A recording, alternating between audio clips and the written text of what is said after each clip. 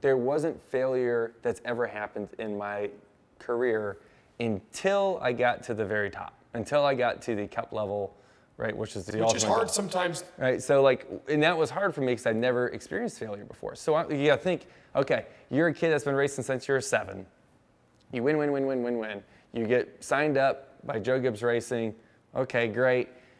Move up, get into the Xfinity Series, which is one level down from Cup, win the 3rd race right off the bat. Everything's like, oh, okay, I'm still winning.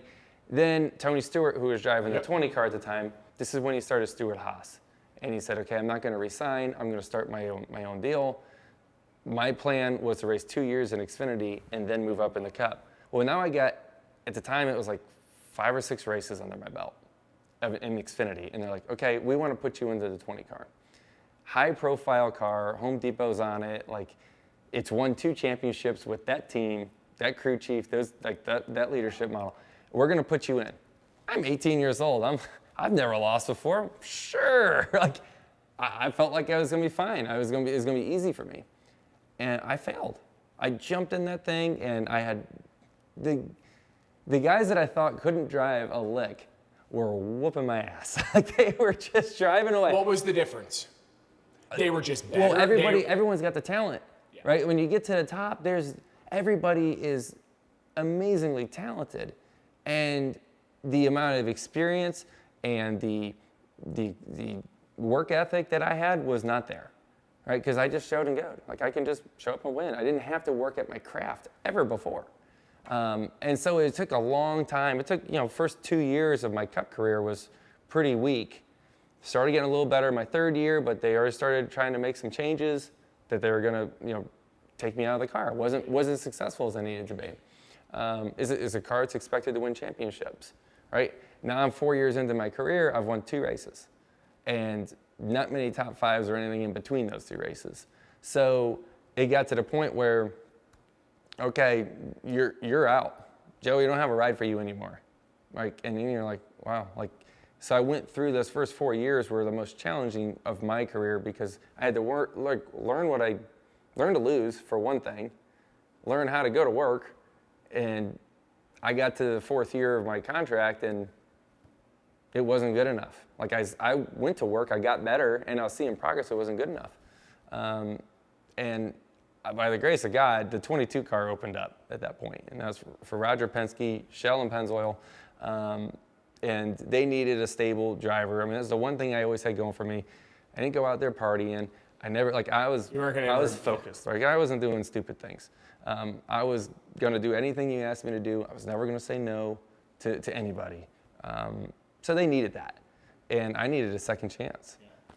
And I walked into the doors there at Team Penske 12 years ago now, and haven't left. And I was able to really build a team around me and have a second chance at coming in as a 22-year-old instead of being a 15-year-old. That's a big difference. You learn a lot. So that was the hardest time for me, was those first 4 years of going through that. Right, but would you say there would be all these trophies and these three Cup Series wins, and I mean, we can go around this whole room and point at all the major races, the All-Star race this year at the iconic speed. Like, do you think you'd have all of that success without that 4 years of struggle? It is the most important years of my life. And I didn't realize it at the time because it was awful. But that's when you learn the most about yourself, is in the trenches.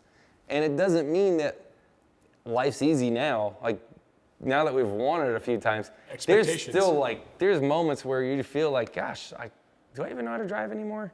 And then you figure it out again and you win a few. All right, I remember that. I can do this. It's a roller coaster. You take them. We say to the kids on our teams we coach, the biggest impediment to future success is current success.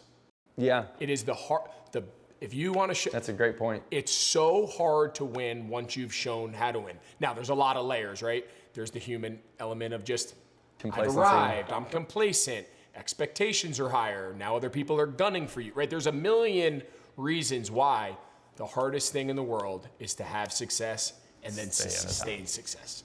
Yeah. And that is so hard. I'm gonna ask you one thing before we move on to some more like higher level things that we love to talk about with our guests, but something that we hear a lot about from our fans, from parents, coaches, is like, again, go back to that early experience in whatever the sport is.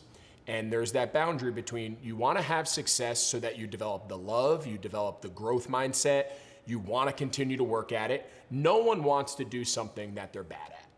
No one wants to show up every day to practice 100%. And never get the results on the field. But then there's the flip side, and I'm hearing you talk about your early racing days, and it's starting, my light bulb's going off. I'm saying there is an element where too much early success is also a little bit of a hindrance, right? So 100%. Now, you were racing older guys.